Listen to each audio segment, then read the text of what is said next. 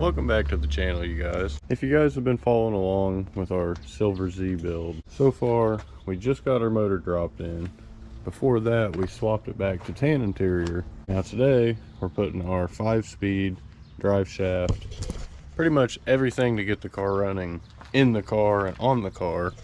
We're also going to put our headlights and stuff in, kind of everything to bring the front end together. Remove these shock absorber mounts, replace them with this unit. We also have a silver bumper right here from one of my previous Z's. I think it was the third one that I had. I actually hit a raccoon with this car and it cracked and snapped it all right here, so I just trimmed it off. I always kept the bumper. It just happened to end up getting another Silver Z, so it kind of pans out. Yeah, it won't be pretty. We're going to pull the hood off. We're going to get the car up on blocks so we can get under it and start putting this transmission in. Look, I know some of you guys are probably thinking, Caden, duh, the car's been in a front end wreck. This has been pulled out. It's been crinkled a little bit. This is folded up, you know. Yeah, I know this. But this was kind of one of the factors that made me want to just cut the car and call it a loss at one point. Pretty much the goal of this whole car is going to be just to kind of have kind of a cheaper Z that's, I mean, it's got a good body. It's got solid pinch welds, minimal rust. It has this little mishap on the front end, obviously. Other than that, it's going to run and drive good, and that's all that matters. Here goes a test fit. Now, will it fit? Oh boy. We have a problem. Maybe I see why this was left. Oh crap. I guess I didn't really plan for any of this. We may not be running a bash blower for right now. We need to get a big sledgehammer. We need to hook the car up to it or something. When I got this side just starting, this side's like a 1/2 inch off. We took my little 5-pound hammer and this 2x4 and we tried beating the rail over. It moved maybe a 1/4 inch. I feel like we needed to move a 1/2 inch. So it's definitely not enough. Kind of twisted right here where it mounts all the bolt holes to your tension rod brackets and sway bar. So it's a little out of whack. Man, I'm about to be ticked. Did I grab the wrong transmission? I'm kind of an idiot and I realized I just put the wrong transmission up here. We got to pull this back out, grab our other one, switch it, and do the same thing. Just when we got nearly the hard part over with. Go figure.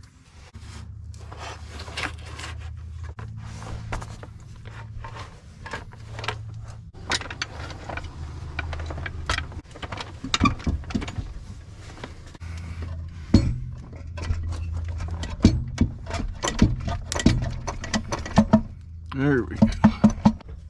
Quick oil change here on the Kia Soul.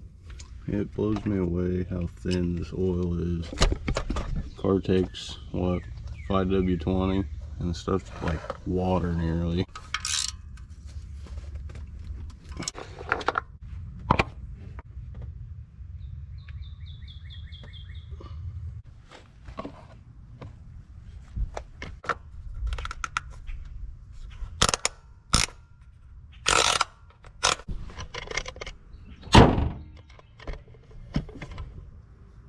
All done. Now we've got 2 bell housing bolts in. Before we go any farther, we're going to look for a battery cable or starter harness that we can put on this thing. This is the one that we made 1 out of 2 harnesses, and we split the grommets, taped it, and zip tied it back together. It's worked great.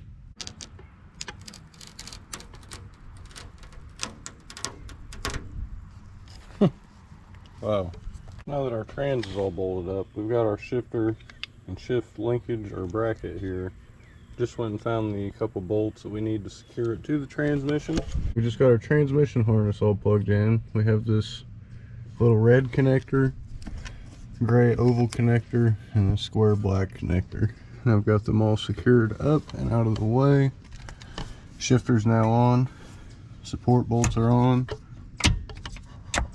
Also obviously need to grab the shop vac and clean all the spider web out.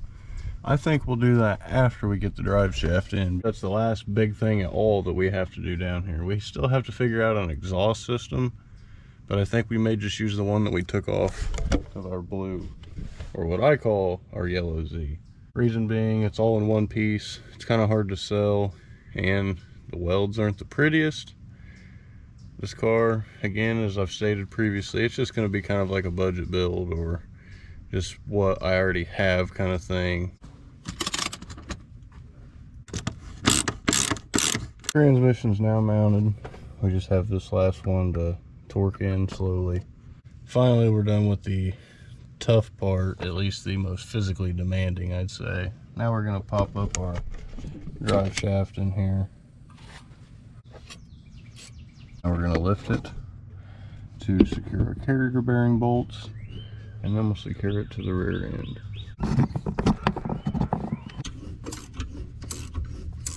I always tighten those bolts just until the car starts like kind of rolling slightly, because that means it's pretty snug. And I'm pretty sure it spins the opposite direction, so there's no way that they're ever going to come loose.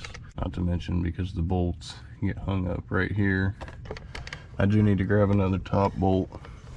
I had one right here, however that's not factory, and the head spins and doesn't hold right here while you tighten the nut. I love when I always get ahead of myself. Reason being, I obviously completely forgot that we have got to mount a starter and a slave cylinder. So we're not done on the bottom. I just like to mentally think I am, so that way I don't have to keep getting down underneath the car, up and down, up and down, up and down, and be knocking all kinds of crap in my face. But now I think we get to start up here. We don't have heater core hoses installed, I noticed, so we're going to grab a set of those and throw them on. It sucks because now it's going to be a tight fit down in there. Now our heater core hoses are all nice and snug with new hose clamps here on the top. What we're going to do now is we're going to hook all of the wiring harness up, snake it under the balance tube and whatnot, and we're not going to mess with the fuel lines yet because we still have to buy all new fuel lines, which we're going to do this evening. We'll redo the fuel system up here on the top side by the fuel filter, considering we did the lower lines already just to get it all freshened up. Kind of eliminate potential issues or potential future issues. My dog's staring at me up there like she's missing out on something. So now we got all the wiring harness on. Yeah, it looks like an eyesore because we have these adapter sub harnesses for the new style injectors instead of soldering them on yet. Got a couple of connectors to replace on this harness because of the corrosion and stuff, so I'm going to do that all at once instead of right now, as I'm just trying to plug everything together. One thing I did recall, we need to change this out. This is not an OEM sensor. There's all kinds of problems that come with the wrong temp sensor being installed. If you need it, here's the part number.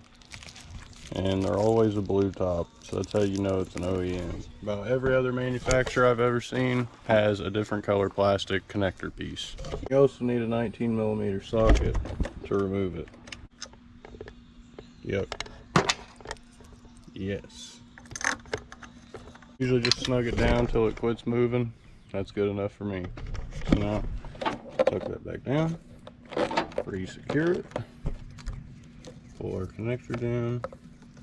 Now, we officially have a fully connected harness. So now we're actually about to go down to a friend's house and go swimming because they have a diving board and an in-ground pool. And that sounds really sweet right now, even though it's not the hottest day we've had. I think it'll feel great and it'll be fun to do in the meantime. And afterwards we can go grab that fuel line, so it works perfectly.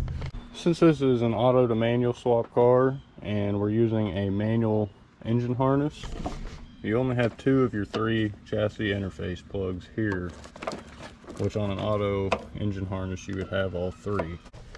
This bolt was stripped for our ground, for our engine harness, so we used it down here off this bracket and frame rail. Maps all routed down. Also got our throttle cable on, secured. I may have lied a little bit. Actually not gonna grab the fuel hose tonight. We're actually just gonna go grab some Mexican. And then we're gonna grab the fuel hose first thing in the morning. Good morning, you guys. So today we're out here. First thing we're gonna get started with, we've got our shop vac out. We're gonna shop vac, try to vacuum out all this just excess cobweb and kind of gross, whatever, just get everything cleaned up that we can. So we can get rid of just all this miscellaneous cobweb. Most of it's not a big deal. It'll come off when the car's running down the road, but we're just gonna get the majority that's gonna get on us when we're putting new stuff in. Nearly all flipped up now. Thank goodness that shop vac did such a good job in such little time. Give it a good coat of some rust converter at some point. If not, we just may leave that up to the next owner of the car. I mean, I don't want to put too much time into it when I know it's not going to be a big return like I wanted it to be. So we're kind of just turning and burning it. Now that the radiator's on, secured, minus this bracket because our bolt broke, of course. Hook up this power steering J-hose right there with the 8mm or flathead hose clamp. And then we have our banjo bolt right here for the power steering that we're going to mount. So then we're pretty much done with all of that here, minus installing a couple of our drive belts. Power steering's all tightened up. Lower hose, lower J-hose is secured as well.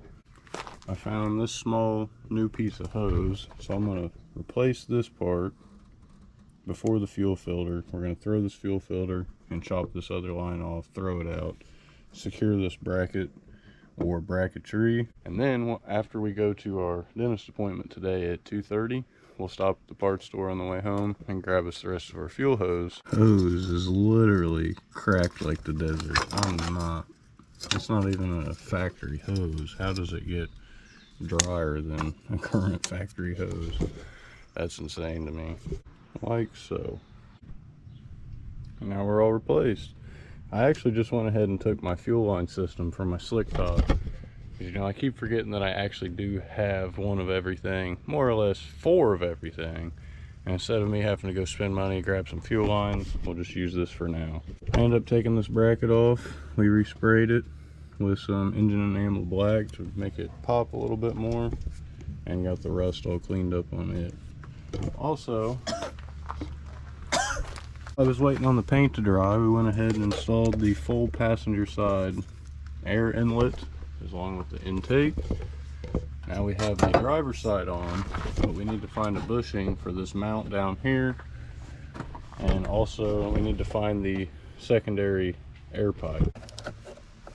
We also need to find a secondary brake booster hose so we can run that from there to there. And for the air piping, so now we got our T MAF and filter on. We will have to change the MAF, as you can see. It's not an OEM. It's not an OEM N62 MAF, and that's not something that we're willing to chance. Could have been why it backfired, spit, crackled, sputtered whenever you rev it up kind of high on the blue car previously. Brake booster hose is on.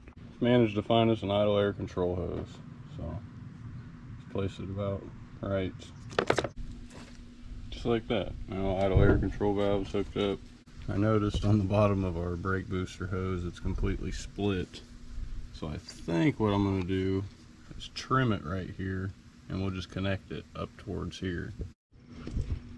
Trimmed about this much off the hose, and we just kind of rigged it up to where we can have it at least hooked up and no vacuum leak for now. So I just touched up the headlight bucket very slightly with a little bit of rust converter, just where we had some surface rust. We scotch-brighted it all down, blew it out, cleaned it out, just gave it a little bit of a coat. Doing this reminded me, there's something pretty large that we can do right now that will really tie this car together, and that is to put some headlights on it. We actually have a set here. If you can see, the adjuster on the side is busted off. presumably from whatever impact caused this damage. So the adjuster on the middle side of each headlight is broken. Since they're broken, and since we're making a budget car, what better car to put these on than onto the silver car? Just, it works out. One connector on the back side of each side of the headlight. You have one for your high beams, and you have one for your normal beams, or your driving lights. And we just disconnected both of those. All that's holding these on, there's a 12mm nut right up there. There's another one right here. You can see that little bolt hole right there. That's actually where the rear bolts mount this headlight. It appears someone's already been in here, so we may just have to remove the bolts from the front to remove the headlight. So let's try that.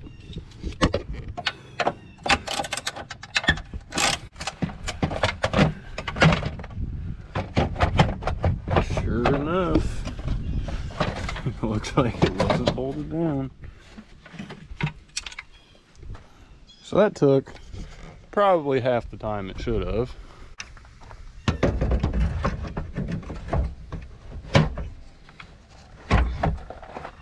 And there we go. Now we have our driver's side mounted headlight. It at least lines up correctly, so that's a plus. Now let's do the same thing over here to the driver's side. And there we go. Now we have our driver's side mounted headlight. It at least lines up correctly, so that's a plus. Now let's do the same thing over here to the driver's side. Now we got our passenger side headlight on, and it's starting to look like a car again. But it's 2 o'clock. We got an appointment at 2:30 to get our teeth cleaned and whatnot at the dentist, so we're gonna go get that taken care of.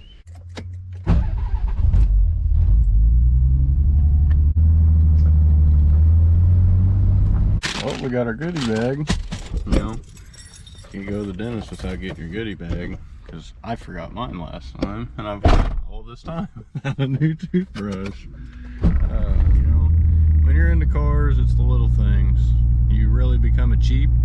At least I'm a cheap. I always think of all the other car parts and stuff that's cool to me that I could buy instead of, you know, spending $1 to only $4 on a toothbrush.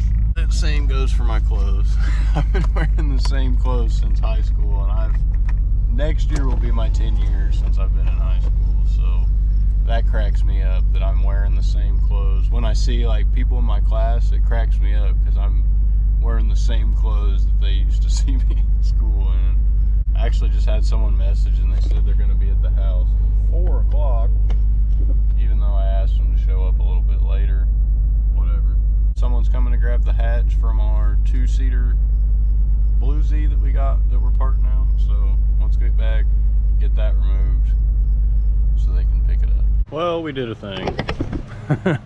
The hatch is sold for the Z. We also sold this little top bar as well. Biggest thing so far is figuring out how to get this window to roll down so that way I can get the door panel off. So that's like a big brain thing that I need to come up with, sort out how to do.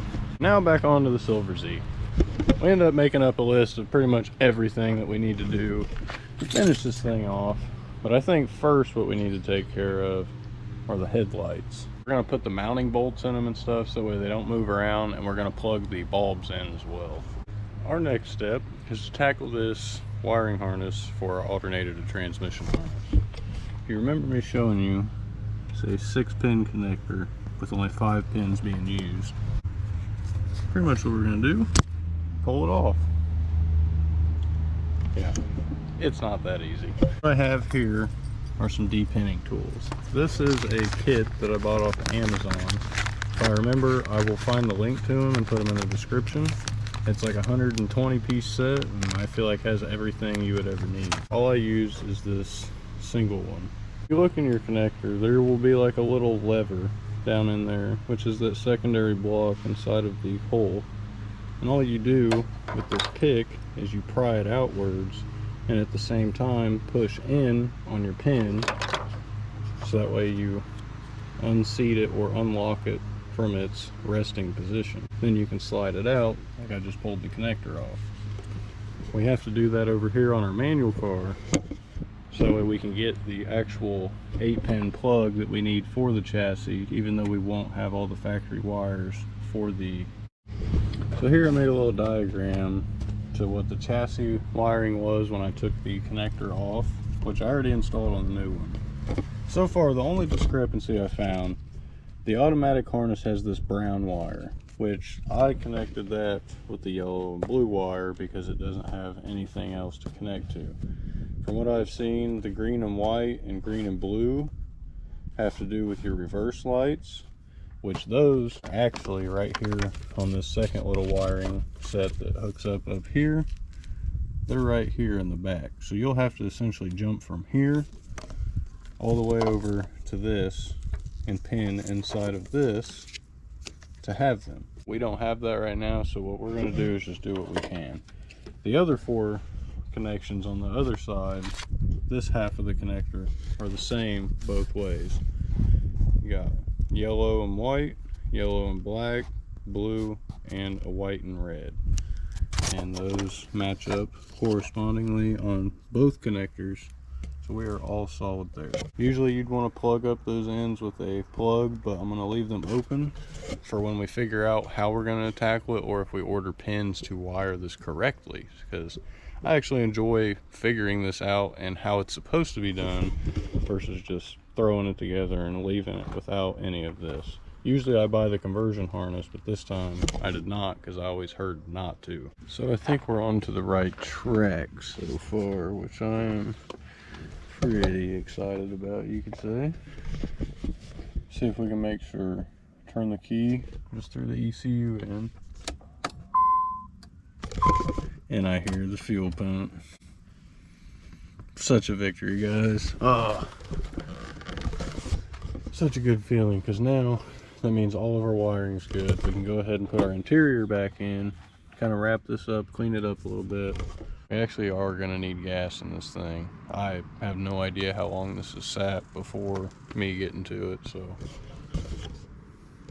Plus the 2 years alone in itself that I've had it. So I actually decided, let's go ahead and throw this in now. Oh. That was relatively easy. Just a couple clips to clip it into place. And we're gonna put the finisher on. Let's pull all of this together.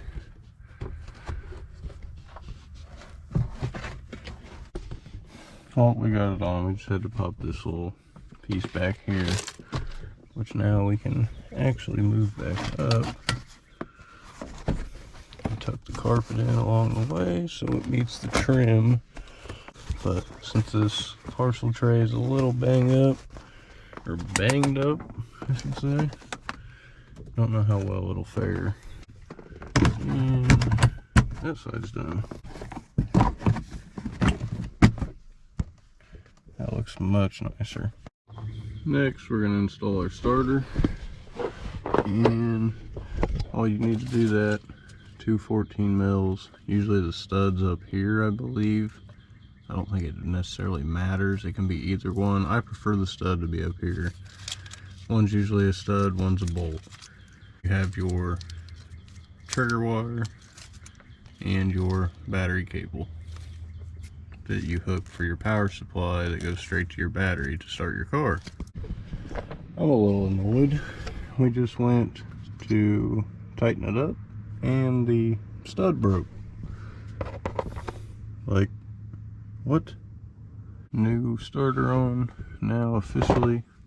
However, we got this slave cylinder. It's not pretty, but it works. I say that, plunger works, and it goes back up. Fluid's dirty, yeah, I know, but that's a whole nother thing. This is the one that I think was on our car when it went bad, and we thought that the slave cylinder went bad, but that wasn't the case. We just had a bad preload on our clutch pedal or the master cylinder push rod, and it wasn't allowing the fluid to come back and was constantly putting pressure on this. So we're going to put this back on because it actually wasn't leaking, and it should work out. We just pulled out our coolant reservoir, which is totally busted and brittle as all get out from here, so we at least have a good spot to mount the new one. Now we kind of get a look at this damage. You can see it's all kind of bowed out right here, and wow. We're not going to let that stop us from keeping this car on the road. Now what we're going to do is we're going to pull this carbon canister out. I already got the lines on the other side loosened up. Actually, they're loosened up all the way. Now we just need to pull the unit and the bracket out. After we do that, we'll fit in a new coolant reservoir from our Black Z and hook that up to the radiator with a new coolant overflow hose, so that way next we can start filling up the radiator. Check that one off the list. We can also fill up our power steering while we're here as well too, so we can check 2 things off the list: carbon canister 3, coolant reservoir 4. Now the list is down to 1 page, so we're getting somewhere. So we've got us our new coolant overflow here. Got us some water we're going to use to rinse a little bit of it out to get some of the sediment out.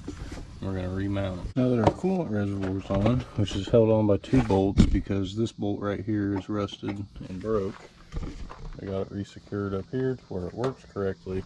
We're ready to fill it up. This actually may be already diluted. That looks pretty watery to me. I guess we're going to dump this whole thing in and see if we can find a little bit extra.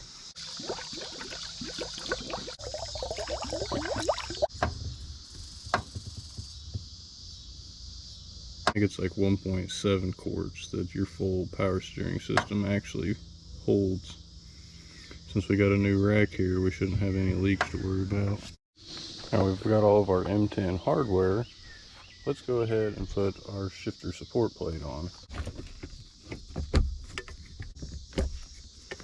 So we're not going to tighten that down just yet until we get our shifter plate started.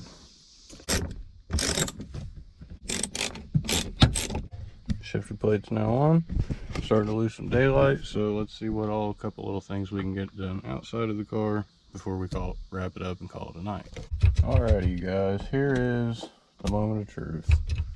Let's test and see if this car is going to start on the first try. Just heard the fuel pump crying. So, I just remembered. Since it's an auto to manual swap, you have to jump the starter relay to bypass the neutral safety switch for the, say, automatic to get it to crank and turn over. So just tackle it first thing in the morning.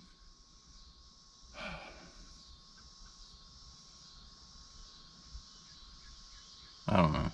I've got so much to clean up and I've just been chugging away to get this done. Well, I think we'll catch you guys tomorrow. Turns out I've been lying a lot in this video, and we're actually gonna try to fire it up now. Cheers to bad gas.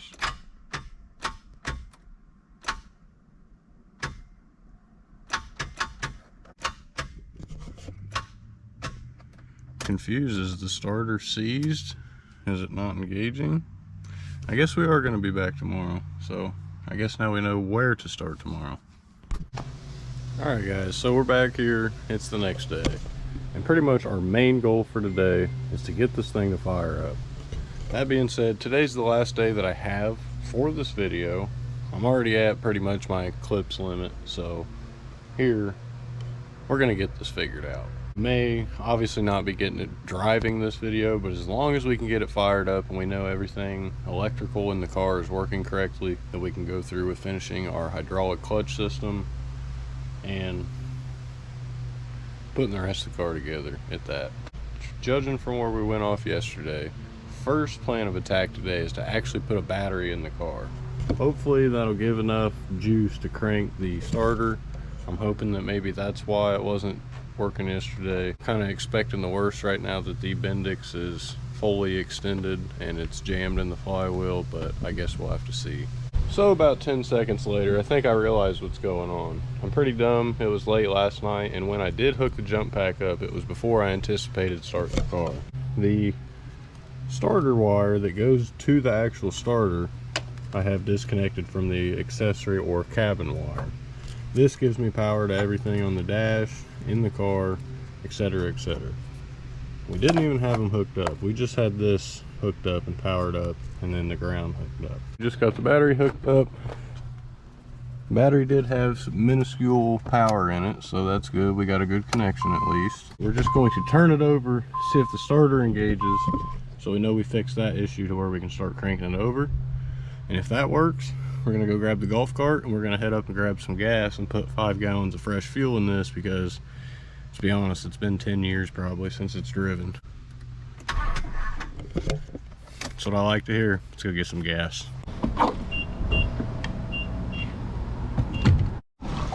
Now it's the moment of truth. Turn our power on.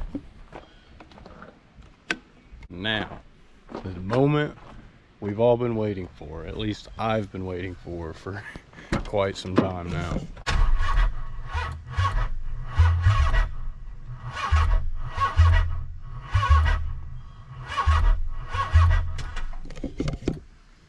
It's weird, it's almost like it don't have enough juice.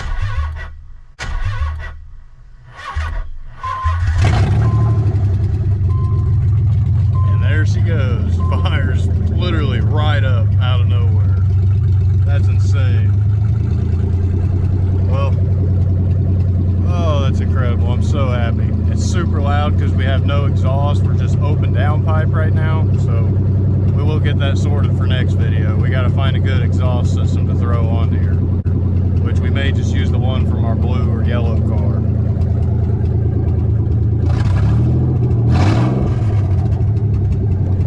Definitely still got some of that bad gas in there. I'm gonna have to guess that that's what the missing is all about. So we'll get all that old fuel out of the fuel lines, get it all circulated, and hopefully get a little bit better. Oh, I forgot what it is. We don't have an OEM MAF on here. Replacement OEM N62 MAF acquired. Now let's switch out our T-piece and see how much better she breathes. New MAF on.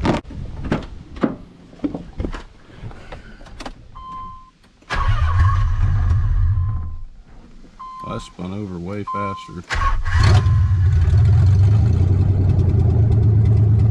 It's still gonna miss a little bit because it's cold. It's a 1990 motor, so it's got the bad valves or valve material, and it has to heat up a little bit to close the gap so all the metal can expand and seal correctly. But it sounds good, revs good. It definitely revs smoother. It was real hesitant when the old MAF was on there, so another step in the right direction. Now that it's started, I think we've achieved everything that I want to achieve for this video. My goal was to get this thing to start up, as I've had the car for, I think we're going on probably 3 years now. It's only been a yard ornament, so today is a big step for me. I'm glad we chose to fix this car instead of chop it up. I don't know, that was just a sporadic thought on my part. If you guys are interested in seeing the rest of this, which probably next video may be the last video on it, unless we don't sell it for the price we posted for and we have to go through to repaint it. That's when we will expect more content. If not, hopefully we've got 1 video left for this car. I actually got a sick video coming for this next, so stay tuned for that. And if you want to stay tuned, don't forget to drop a like, comment, and subscribe down below so you can stay notified when we're dropping videos or content. So with that being said, this is going to be the end of the video, guys, and we'll catch you in the next one. Thanks for watching. Peace.